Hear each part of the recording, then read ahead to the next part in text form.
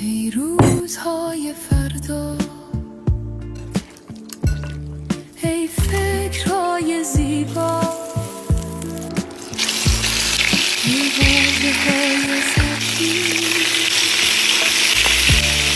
ای آسمان لرزان، دریای باد و باران، بالای شهر تهران، در انتظار طوفان، طوفان سرد و سنگین. بهر تو می سرایم، از خود برون می آیم، لبهای بسته‌ام را یک لحظه می گشایم. ای سرزمین دیری،